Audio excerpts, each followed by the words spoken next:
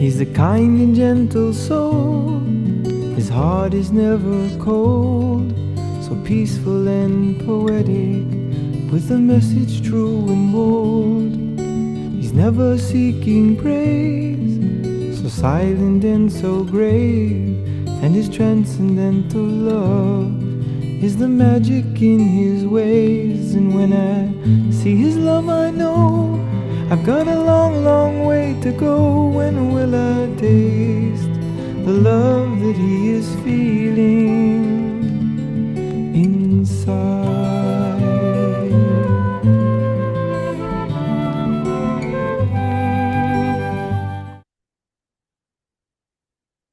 Hare Krishna. Welcome everyone to SEVA Care's educational series. This is episode 15. The previous episodes are available on our YouTube channel if you would like to view them. I'm Lalita Dasi. This morning we will be discussing advanced care planning, specifically living wills and healthcare surrogate. We'd like to ensure that every person is allowed to have meaningful, compassionate conversations about what matters most to them, so that however a person arrives at the end of life, whether it's through accident or illness, which can happen at any age, at any time, that their wishes are known and documented, and their families are well prepared and supported in making those end-of-life decisions. This past week, we had 2 sudden deaths. One was in Alachua. This person had his paperwork in order, so the procedures went very smoothly after the death. Today, we have a very qualified panel to discuss this topic. First, we're pleased to have Lalita Devi, who is a registered nurse with many years of experience in hospice and palliative nursing. She currently is working actively in the field, and she'll talk about some hands-on experiences that she can pass on to you from the field. She has expertise in the practical aspects of end-of-life care. So Lalita has been practicing Krishna consciousness since the 1980s. Welcome, Lalita. Next, we have Dr. Banik, also known as Prem Sankirtan. We're grateful to have him. We're here with us today. He's a medical doctor who's been practicing medicine for over 35 years. He specializes in geriatrics and internal medicine. He's been practicing Krishna consciousness for over 30 years and has a lot of attachment for singing the Vaishnava bhajans, as we are all aware. And finally, our own Tamohara Prabhu, who has been a rock in our community for about 30 years. He has a PhD in educational psychology and was formerly a faculty for counseling and clinical psychology and member of the Grihastha Vision team. Both he and his wife, Mantrini Devi, have extensive experience in counseling couples and families, especially in Alachua and actually in many parts of the country. So welcome to all of you. We're very happy to have you here today. Some housekeeping, just briefly keep yourselves muted unless you're asking a question. Each speaker will give you a chance to ask questions after their section. Then we'll also have a Q&A at the end, so you can ask at that time as well. This is your chance for asking clarifications for anything that doesn't make sense or you don't understand. Please don't be shy. You can also sign up to receive one-on-one help from one of our planners, certified planners, to complete this paperwork. And the link for this Google form to sign up is in the description of this episode. So now I'm going to hand it over to Tamohara Prabhu, who will explain about the 5 wishes and why we chose to go that route. Tamohara Prabhu? Hare Krishna. Thank you so much, Madhurya Leela. Also, we should mention Madhurya Leela is not only our executive director of our SEVA Care of Alachua Corporation, but she in her own right is very expert in this field been an advanced care nurse practitioner, and working many years in the fields of hospice and end of life care. Okay, today we're going to talk about advanced care directives, why we need those, what's the importance of them, practical steps in how you could actually get one filled out. And we use the 5 Wishes program, which we found is very, very easy for people to follow and very extensive. And then we'll talk about follow-up steps and what you do as far as communicating your wishes to others once you've completed this. Okay, next slide. 5 Wishes does not cover financial planning. It's not a will for the disposition of your assets after your life. You would need to see a lawyer and get a will drawn up for that, which everybody should. So it's not specific legal advice or financial planning or very specific medical advice for specific situations or conditions. However, it does cover many, many circumstances that people will commonly follow. Okay, next slide here. What do people want? There's been a lot of research done. Different CNN did some of this. It's been done by different agencies. And they find that most people actually want to die at home. They would like to be free from pain. They want to be in the company of their loved ones and to retain control of the care they receive. Now, the problem is that doesn't often happen. In fact, the contrast of the reality is that although 70% of people say that they would like to, 5% of people do. Now, sometimes that's unavoidable, but sometimes it's just because their wishes aren't known. And sometimes it can be unnecessarily painful and isolating. Patients are kept alive sometimes contrary to their desires, on the other hand. And one of the biggest problems of why these things happen is that only 20 to 30% of the population has completed an advance directive. And they don't often receive the care they want. And everybody has some horror story probably of a loved one either dying in pain or isolation that could have been avoided, or somebody kept alive unnecessarily for months or years artificially, which may not have been their desire at all. So all of these things can be avoided if one does have an advanced directive or advanced care planning. Okay, I want to talk about the 5 Wishes. This is our solution. Now, there are other advanced care plans or directives. Some can be very simple. They can be very legalistic. We have chosen to use the 5 Wishes program. First of all, as it says here, it's a simple format, everyday language. Everybody can understand it. It's not filled with obscure legalese or medical jargon either. So it will promote peace of mind, not only for the person who is passing away or the person who is ill, but also the loved ones and the family around them. It'll help the families avoiding feelings of guilt or guessing what might be the desire of the person that they're trying to take care of. And it gets the person the care that they deserve. One of the good things is you don't need an attorney to complete 5 Wishes. You can sit down in your living room with your family, discuss it, put your wishes down in your own words.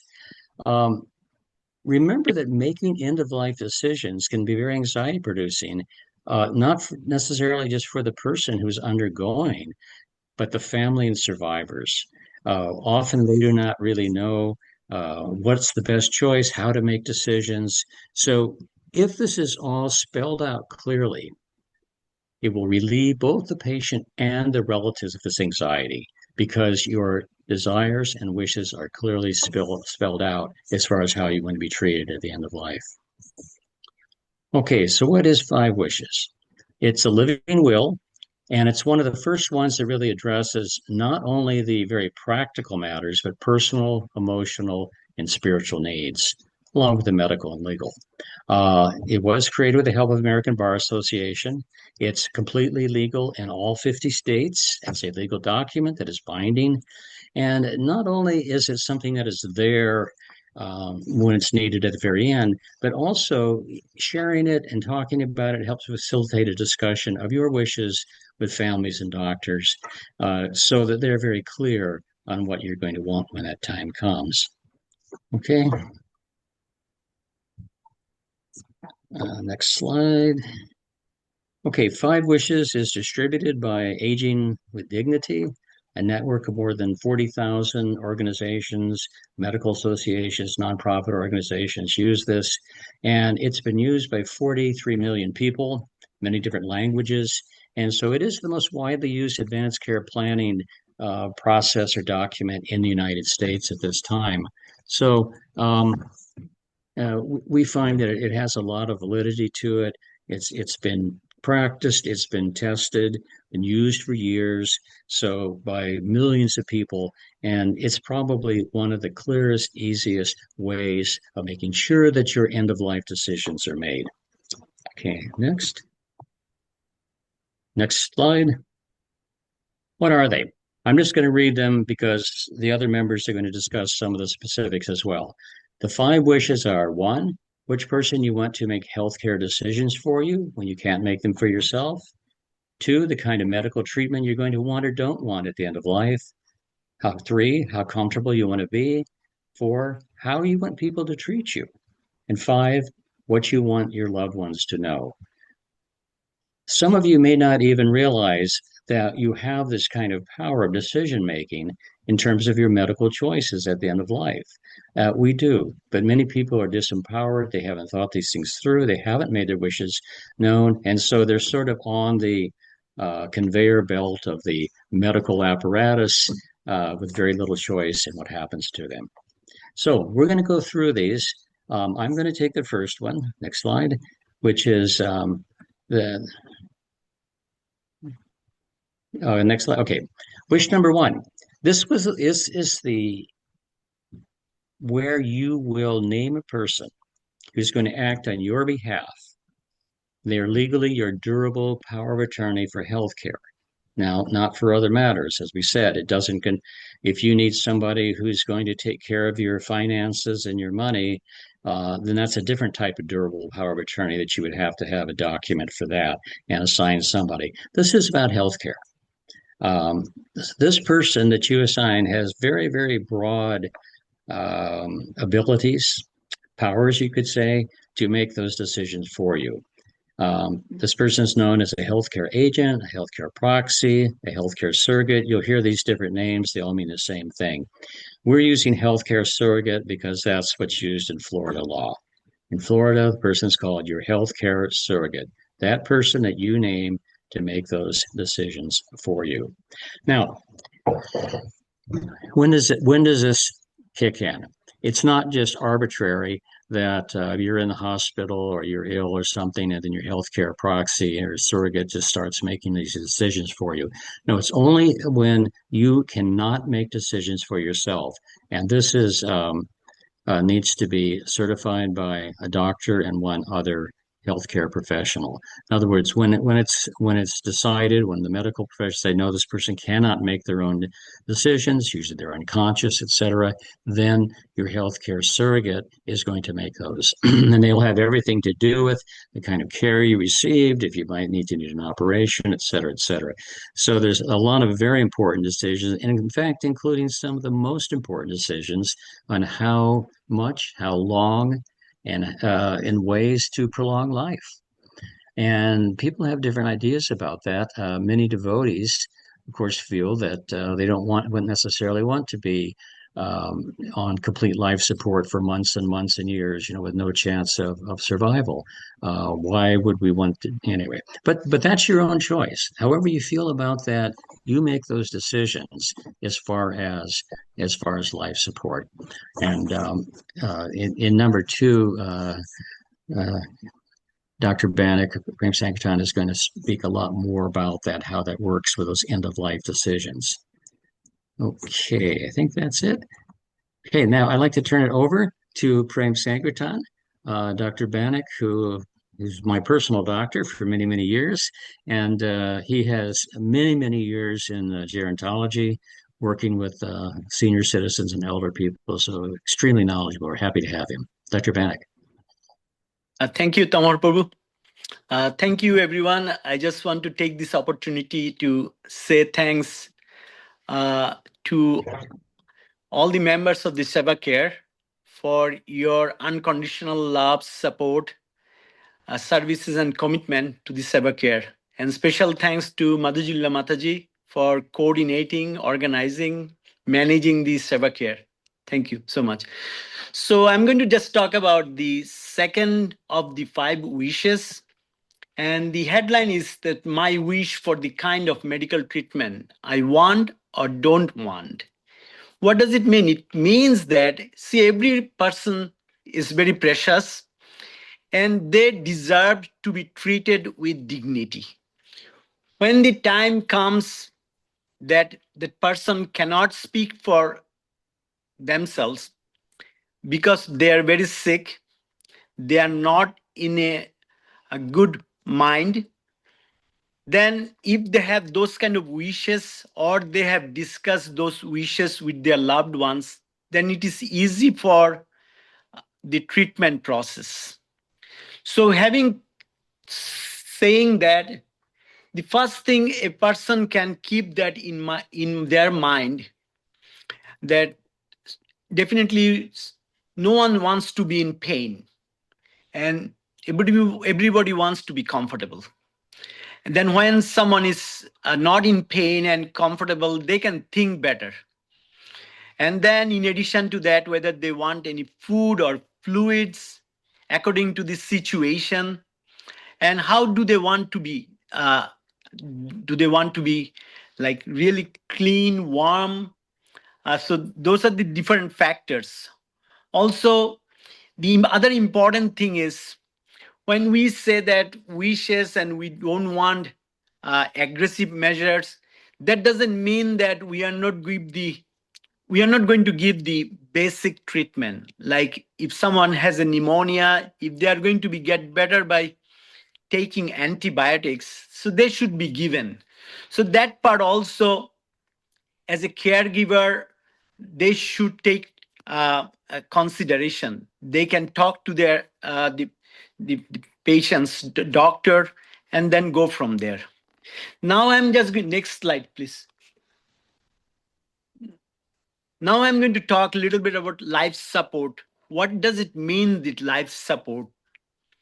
Actually, it means that medical procedure or devices or medications which keep someone alive. And we can actually divide it like a medical device which can help someone in breathing. Like there are like invasive, non-invasive. Invasive means which enter inside the body. Non-invasive means they can help from the outside, like mechanical ventilator or like BiPAP or CPAP or high flow nasal cannula oxygen. So those are like for to help someone in breathing. Then we can also decide about whether should we get food or water if we are not able to eat or if we cannot maintain our nutrition. Then comes the tube feeding or total parenteral nutrition. Like those are, again, if someone cannot eat or drink, they can have that intravenous, means it will go through the eye intravenous. Then comes like CPR, which if someone's heart stops, should we give the compression? And then blood transfusion, dialysis if someone has an end-stage renal disease, and major surgery, antibiotics. So these are the basically life support. We can think about those things and give a direction to our loved ones or caregivers. The next one, I'm just going to take few scenarios here, and there are 3 choices for each scenario. Like if someone is close to death, which means that the healthcare, the doctor or healthcare professionals, they decided that that person is going to die in a short period of time.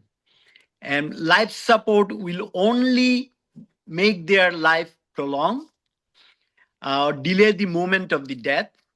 So in that kind of scenario, there are three options there. One option is someone can say, I don't want any life support treatment. And someone can say, I don't want life support treatment if it has been started. So here is the confusion or dilemma arise. Like if someone doesn't have any direction or advanced directives, so they were EMS was called and EMS picked the patient. And if they see that, I'm just going to give you an example of like if they see patient has low oxygen saturation. So to provide adequate oxygen, they may put the patient, put a tube through the mouth into the upper windpipe or respiratory tract, and then they take the patient to the hospital for further care.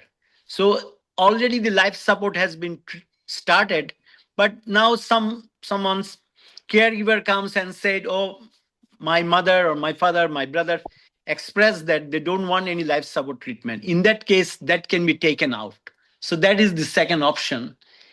And the third option is if someone feels that they want their doctor to decide that if that life support treatment can help someone, which we saw that, by the way, during the COVID time, a lot of younger patients were having COVID pneumonia, respiratory failure, means their oxygen was very low in the body.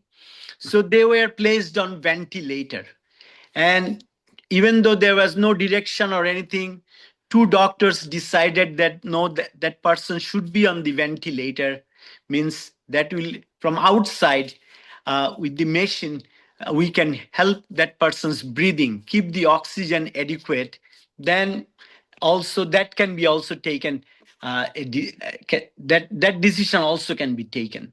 So these are the three different options, and in the next few slides are different situations.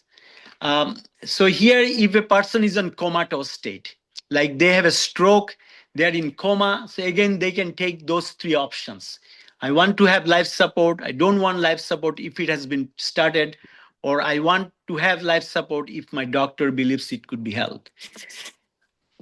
The third situation is permanent and severe brain damage and not expected to recover. Again, the same thing, the stroke, and that can be done. The next slide is the last one. There are some conditions actually which a person may not wish to be kept alive. One condition is someone has a pre-existing dementia. Those are the situations where we decide whether that person is going to be benefited according to the function and quality of life. If someone has a dementia or someone has a stroke, from dementia they cannot eat, they are kind of like in vegetative state. In that kind of situation, maybe it's going to be better if they are not kept alive. So I think those are the different options we can say, we can decide for us very beginning, that will reduce the burden on the caregiver towards the end of the life situation. And it can be done for any age, actually. It should be done for everybody. So with that, I'm going to transfer my next colleague, Lalita Mataji. Good. Prem Sankirtan, Prabhu? Yes. Madhuri had mentioned that we could have questions, Sure. between each of it. I forgot to stop for the questions on my part. But one thing I thought, if you could clarify for us, there's some confusion. A lot of people think do not resuscitate. Do not resuscitate order is the same as this, what we're talking about here with the living will. Could you talk about the difference between that? Very good. Thank you, Tamohara. You're reading my mind. I was going to ask the same thing. How is the DNR versus the 5 wishes respected by emergency personnel, etc.? Very nice point, actually. So DNR is specially for do not resuscitation. Means if someone heart stops, they will not resuscitate. But at the same time, that before the heart stops, there are different conditions can cause that problem. Just taking an example, like if someone has a coronary artery disease, they can have a heart stop because of the complications of the coronary artery disease. So if someone comes with chest pain and we do the electrocardiogram, it shows the signs of coronary artery disease, then we should treat the patient. Like if that patient needs like a medication to dissolve the clot in the coronary blood vessels, that we should do. That DNR doesn't mean that we will not do that part. Then from coronary artery disease complication, I'm going to use some medical term and I'm going to explain to you. There is a condition called ventricular fibrillation. The heart becomes so weak, heart cannot pump like that. Heart becomes fibrillating, like very shivering.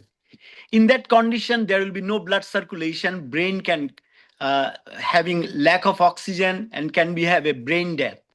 So to prevent that ventricular fibrillation, we can give the medications like which prevent that fibrillation or which can increase the contractility of the heart. So yet, as you can see, DNR is do not resuscitation, but at the same time, to get into that situation, if any condition like low blood pressure, if someone is bleeding too much, that their blood pressure is so low, the heart cannot pump anymore. So we need to give the blood transfusion. So it means that we will do everything until the heart stops. And if heart stops, then if someone has a direction that don't do resuscitation, then we will respect that issues. I am not sure, is it helping you to understand? But if it's a reversible situation, like you Yes. described, then even if their heart stops due to, say, a drop in blood pressure from blood loss, you would still treat them and not treat them as a DNR, correct? Yes. As I said, we will do every possible medical treatment we have. We will do that, everything. And just to kind of put a fine point on this, if one had a well thought out, like the 5 Wishes program, your living will, you have this all in place, your advanced directive, do you actually need a DNR? Maybe not. No, we need a DNR. That's in the part of the advanced life-sustaining treatment. Is part of the advanced directives. We need to specially talk about that DNR because there are two situations. I have to explain another important term. Do not intubation. Do not intubation means we will not put any tube through the windpipe. We will go to the upper windpipe, upper respiratory tract.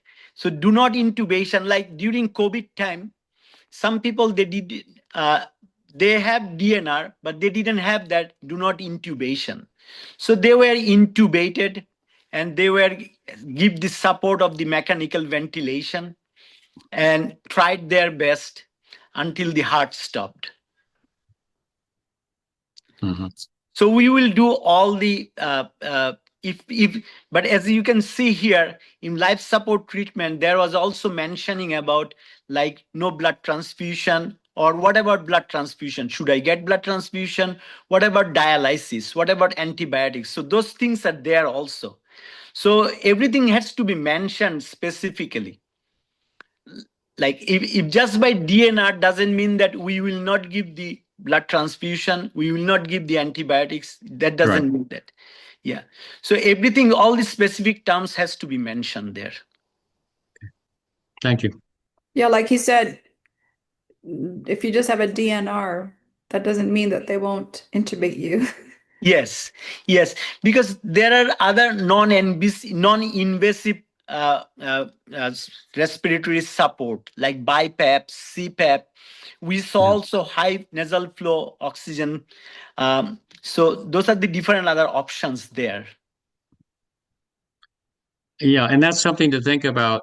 I don't want to get too far into technicalities of medicine, but especially during COVID, many people who do become intubated often do not live. Is that correct? That's true. Actually, that's a different topics because I know, but I mean, in other words, you may not want to because might be very well the end of you. Yes, yes, And you'd rather just more peacefully pass away more consciously, because yes. you have to be totally unconscious when you're intubated, right? You have to be sedated. Yes. Yeah, sedated. Okay. Okay. I said we weren't going to talk about specific medical, and I'm violating that. Okay. Are we ready for Lalita Devi? Yes. Okay. Go ahead. Okay, well, I believe we're on wish 3. This wish is regarding comfort, how comfortable you want to be, specific instructions, really relating more to personal physical care that is given during the end of life process, which I want to point out, death is a process similar to birth. There's no on-off switch for life and death. It is a process, and the duration of time and the manner in which that occurs is unique to the individual. Just like birth is, so is the dying process. It begins even months before the actual time of death. We use terms like transitioning to describe when the body begins to shut down, which again is a process. It goes system by system. And there's multiple systems in the human body. So aside from severe cardiac arrest or traumatic injury, death can take weeks, even months, from start to finish, the gradual process of that happening. And there is a publication actually called Death is When Death is Near. And we utilize this at my current place of employment. Lots of hospices will use it. We can provide access to that document in a PDF, or I can even provide hard copies upon request, so that people, caregivers, and all of us who will eventually come to that point in our life's journey would be helpful to review, so we know what to expect. During that time of the end of life portion, death is just the final chapter of life. It's a part of life. And the symptoms that manifest in the physical body are unique to the individual. And they manifest differently according to whatever diseases maybe that have plagued our body. So in this section, it does mention medication. And I find that the use of medications in the end of life process is probably one of the, if not the most controversial and contentious topics for non-devotees and devotees alike. From the perspective of a devotee and as a hospice nurse, I've witnessed and assisted with the end of life process for thousands of people. And no two are the same. And no two take the exact amount of time, and a lot can transpire. When you take the time to investigate and make a thoughtful, informed decision about this particular part of end-of-life care, it can alleviate so much anxiety, particularly for your family members who, without clear direction, would have to take the burden of that responsibility on themselves when they witness your body behaving in a certain way, either with extreme respiratory distress, nonverbal indicators of severe pain, nausea, things that can happen that we might not be familiar with. Typically, we spend a lot of time consulting practitioners and doctors and midwives to plan a birth. It's just as important that we plan our death by consulting people who understand the process that the body will pass through, so that we can have less distraction, less interference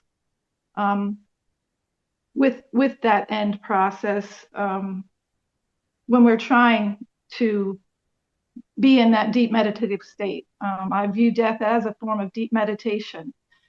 And the less distraction, the less anxiety, is always advantageous for a peaceful, pleasant, for all involved, free of anxiety, end of life experience that actually can be worthy of celebration. So this section, very important to review with your caregivers. Whether or not you have hospice involved, caregivers should be familiar with what they will see and how they can respond to fulfill the wishes indicated in this section. And wish 4, along the same lines. 3 was more direct personal care. 4 is the environment. When we, have a scenario where, our body is shutting down, and both of these sections really are important because closer to the end, we won't be able to verbally communicate our needs, and having them expressed in a document like this leaves no guesswork, like Tamohara mentioned earlier, for the people that care for you, that we will be present to try to carry out and make these end-of-life decisions. The medications, like I said, are one thing that can provide comfort, but also just a peaceful environment. And this includes, what persons you would like to be present.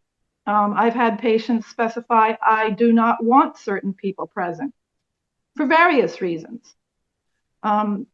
We want to be at peace when this transition happens.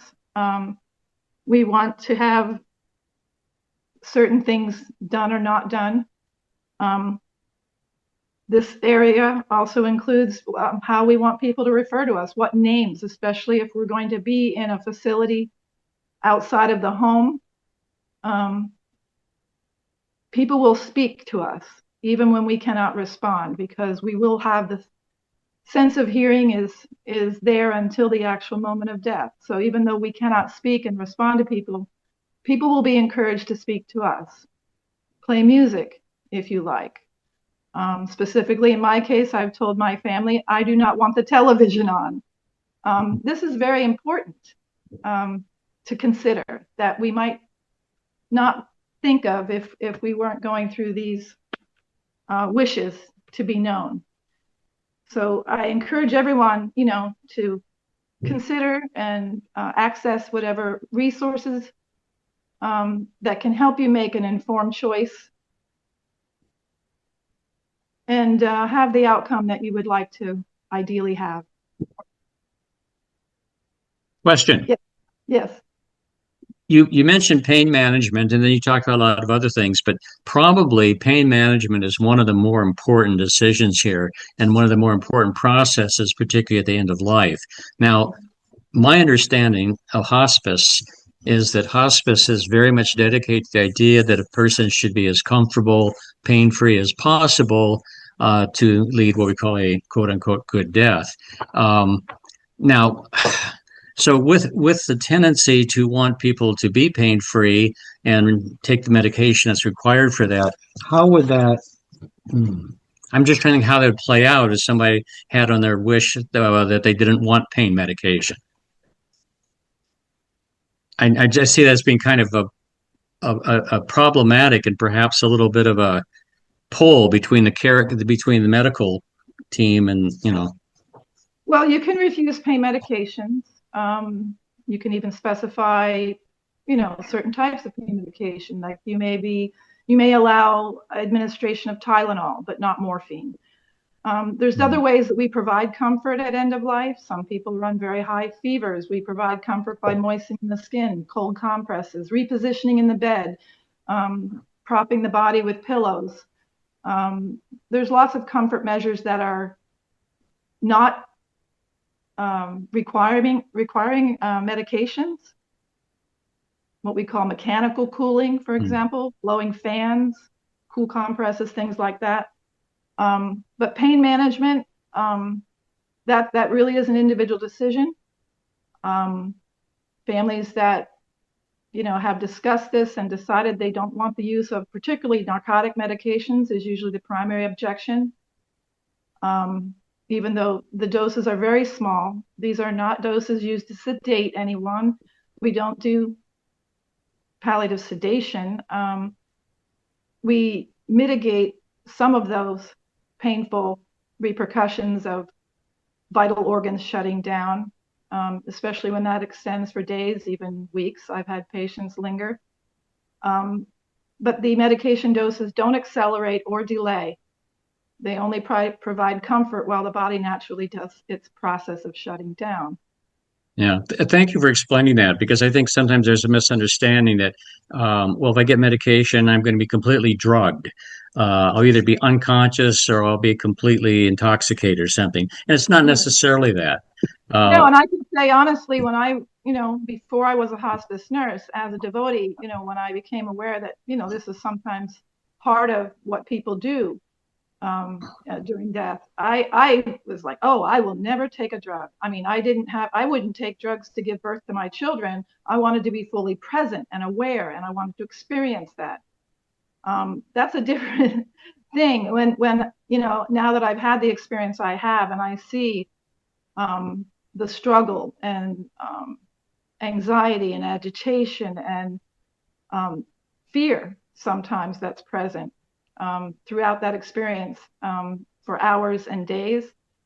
I am more open to saying, I would like to minimize that.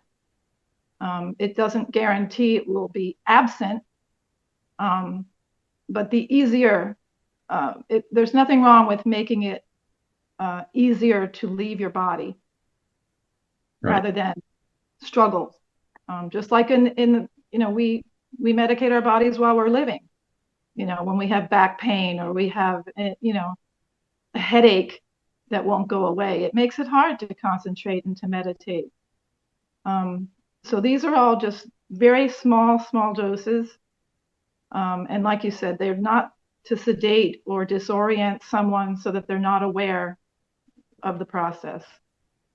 Great. I just want to add one point here, just to make sure the morphine or some of the other narcotics are used in addition to the pain also to reduce the respiratory discomfort, especially patients with like heart failure, or if they have COPD or bad pneumonia, or if they have, because as Lalita Mataji was saying that the body shut down, especially when kidney shut down, we produce so much acid in the body that actually stimulate our respiratory center in the brain, which actually increases the respiratory rate. And you can see if you want to breathe fast, it's really difficult to breathe that way. Yes, and those muscles, those accessory muscles become very stressed and painful. Yes. And it is disturbing, especially if there are going to be younger people present to witness your passing. This can be very disturbing for anyone present to see that. It can be very upsetting when someone is gasping for air, or having excessive secretions, that gurgling sound, what has come to be known as the death rattle. Mm-hmm. Simple under the tongue sublingual medication can eliminate that. Yes. Repositioning. We do a whole lot of other things to make that less traumatic. Less traumatic, yes. I think is the best way to describe it. Your death can be much more traumatic without the introduction of some of these. And there are a very small group of medications that are recommended in very small doses and for finite time. Excellent. So these are obviously all things that you need to discuss with your doctor and with those people around you, of how you can manage these very distressing symptoms and still remain as conscious as possible and alert. So thank you. I think that was a very important discussion. I really appreciate both of you adding to that. Yeah, I just wanted to say that thank you, Lalita, for pointing out that there's alternate ways to manage the pain. Not instead of, but in conjunction with medications. And also, I'm going to point that out to Dr. Banik, that the morphine does help with the breathing. And the other misconception that people have is that they feel like they'll get addicted. But that's not how the body is. It's when the body's in pain, it just takes what it needs. it's not that you're going to become dependent and addicted to it, the few short days that you have left. So that's a misconception people have, that they'll get hooked on it. Yeah, there's just simply not the time necessary for the dependency on. Yeah, you're in the last stages of life, and as you said, it's what the body needs. The problem with misuse of drugs, as I understand it, you're all the medical professionals, is people using it in ways that they're not intended and used beyond the necessity of So this is obviously, if it's used as needed, then there's very little to worry about. I see that we're getting short on time. Move to number 5.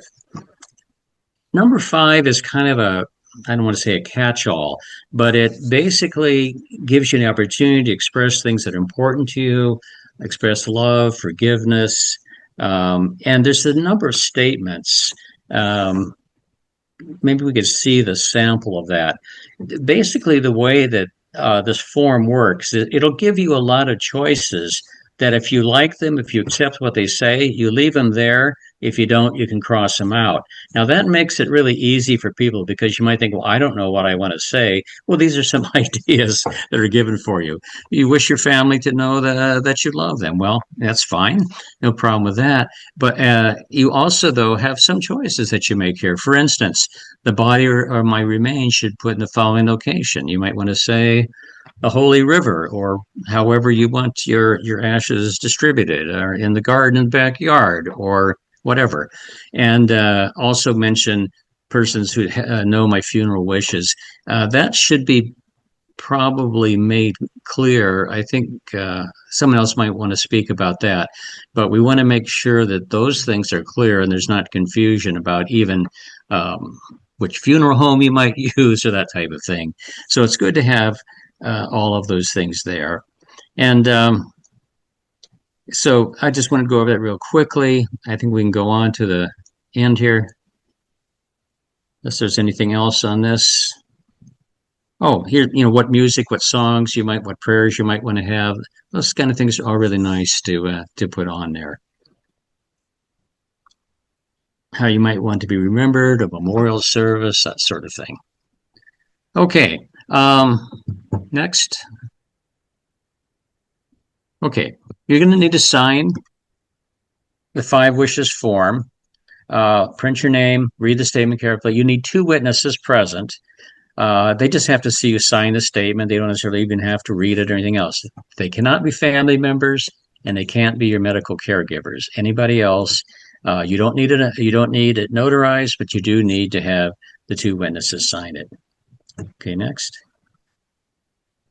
After completing, make sure that people know about this. If you just do it yourself and nobody knows about it, it's not as helpful. Share this information with your family members, with your doctors. Make copies of your completed 5 wishes and give those to all of your healthcare agent, obviously friends and families, and to any of your medical providers. Keep it available. They say don't put it in a safe deposit box because no one will ever see it. And there's also a wallet card you can fill out. Okay, next here. I wanted to mention that 5 Wishes also has a digital version.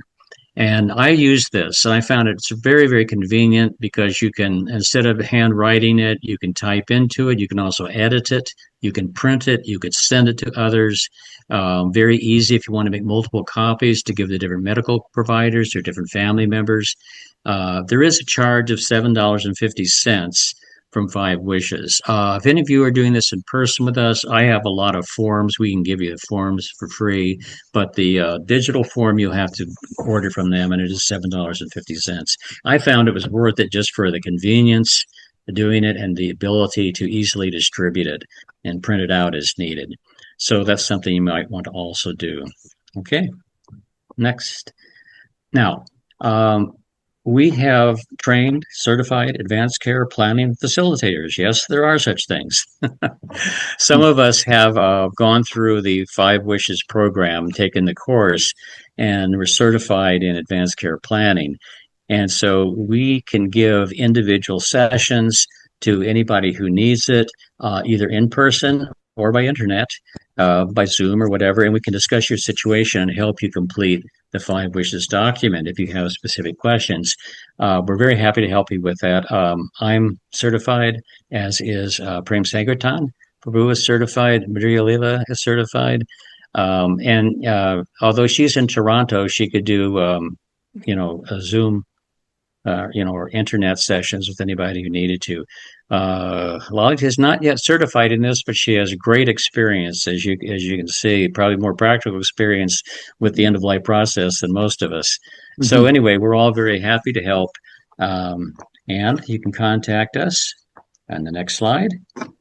Best thing is just our main contact at mysevacare.org. Madhurya Leela Mataji will probably be the one that gets that, and she can assign to one of us, or you may want to have a choice of one of us, or you want to do it remotely. But anyway, we're happy to help you out individually with a session in the 5 Wishes program. Okay. There is a Google form. The link is in the description of this session that you can click on that and give your information, and you can even choose who you would like to have the session with, and then we'll get in touch with you. So where do they find that? It's in the Google description of this seminar, this link. Okay. So if you go in the description, there's a Google where they found the Zoom link. There's also a link to the Google Doc. So now we can open it up for questions or clarifications. If anybody has any. Don't be shy. It's a little bit technical. It's not the most, exciting kind of presentation information, but it's very, very critical. And we just think this is a very important thing. And it's something that we wanted to take on to try to offer to the community, because especially those who have had hands-on experience we didn't even get into everything can go wrong and horror stories, which I'm sure all of our medical practitioners have, but people who haven't had these things. So yeah, I was going to say, Tamohara, I don't know if we want to mention that, but without advanced care planning, I have witnessed all-out brawls, family fist fights, and had to call security because these decisions are personal and controversial. And without someone's explicit documentation of what they desire, it happened in my own family. My sister was like, no, Mom didn't want to be cremated. You can't have her cremated. This is what she would want. And I'm like, how many years ago was that you talked about this? And my sister at the time had taken over power of attorney. And so my mother is buried in the ground, even though I had been formerly the power of attorney to whom she had told she wished to be cremated. So this can be excellent example. Yeah. Also, if you don't have designated surrogate caregivers or living will, then the state will follow the rule of next of kin. So they might assign a state-appointed guardian to make the decisions, or then they'll go to the spouse, which you may have not seen for 20 years, but we're not officially divorced, for example, or they'll go to your kids. Then, so it goes down the line. So it's best to have designated people of who you would like to make those decisions for you, and and they know what you want. So it's very, very important. Also, we want to encourage everyone to not only have the living will and healthcare surrogate papers, but also to have a living will and testament. Even if you have nothing, just a very simple statement of, I want my executor to be this person. I want this done with my few things that I have. It's always a good idea to have that. And I wanted to give you one example. I saw in the news recently that this couple's son, who was 18 years old, went away to college. And then, unfortunately, he was in a terrible accident there, and he ended up on life support. But because there was no healthcare surrogate named, the doctors and the providers would not give any information to the parents. So they had to fight it in the court. It took a lot of effort to finally get that right, to make decisions for him, to help him to get his information.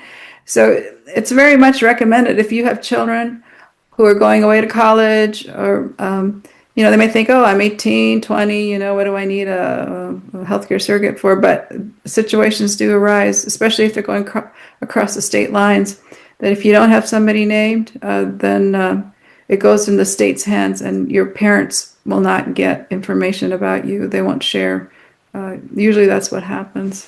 So I say Brenda had an interesting personal example too. She shared with us. What was it? You had a fight in your family over the casket, or you have to unmute.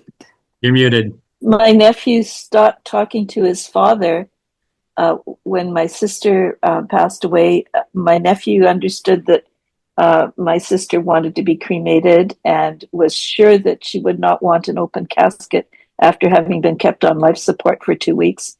And my brother-in-law just could not let go, just absolutely, regardless of my sister's wishes or my nephew's witnessing to what he had, talked about with his mom. The husband was like, I need her there. I need the open casket. I need the burial in the grave, right? So I know where I can go visit. And it was their family rift, like that was 5 years ago or more, they don't talk to each other yet. And all that could have been avoided if it was all clearly indicated by the person if they had the advance directive. When you think about it, now, I don't know why they gave the parents such a hard time. Normally, like in Florida, most states, the succession goes that your spouse would be first consulted, then adult children, then parents, then siblings. It goes like that. And inheritance is the same way. So think about it. If you were a devotee that you weren't married and you didn't have children, your parents are long gone. So let's say you're in that situation, and the nearest person to you is a brother or sister who perhaps, they love you, but they have no idea what this crazy religion that you got involved in, never could understand it. And who knows, they could make any kind of decision for you, regardless of your wishes. So in other words, we can all see so many examples of the necessity of this. Other questions? I think, did Shelagram have a question? I thought I saw your name once. No? Come up. Yes. Yeah, I do. Anytime a patient. Okay. Can you hear me? Yes. Okay.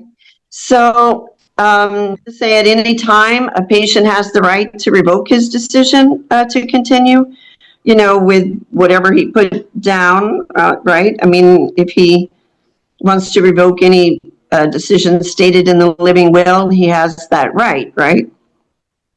Correct. Yes. Okay.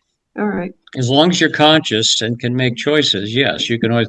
And in fact, if you want to change your living will, you can do it anytime. You can revoke it. You can revoke the person, write a new one anytime you want. Okay. All right. I think Very flexible. Prabhu had a question. Dasarath, Sutta Prabhu. You have a question, Dasarath? Yes, can you hear me? Yes. Yes. I typed on the Google form. It said, click here to ask for the meeting. So I typed in a blurb. It's my question probably addresses lots of devotees because of the way devotees are. Have no relatives and no local persons close enough to be the surrogate. You could. I think he's saying that he doesn't know who to have as surrogate because he doesn't have any relatives or, anybody locally. But it can be anybody. It could be a friend. It could be anybody you think that you could just discuss what you want with them, fill the thing out so they know, It doesn't even have to be somebody that you're like super close to, just somebody who you trust to carry out your wishes. Okay. Does that help? Anything else? Yep. Okay, well, I want to thank you, Lalita, Prem Sankirtan, and Tamohara Prabhu. It's been an enlightening discussion.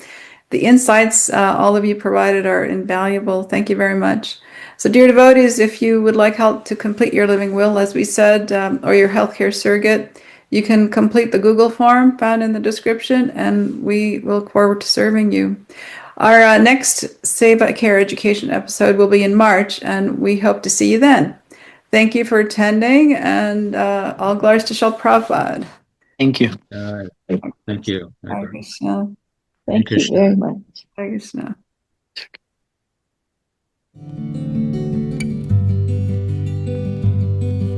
You'll find no lust and greed in a heart that's pure and free.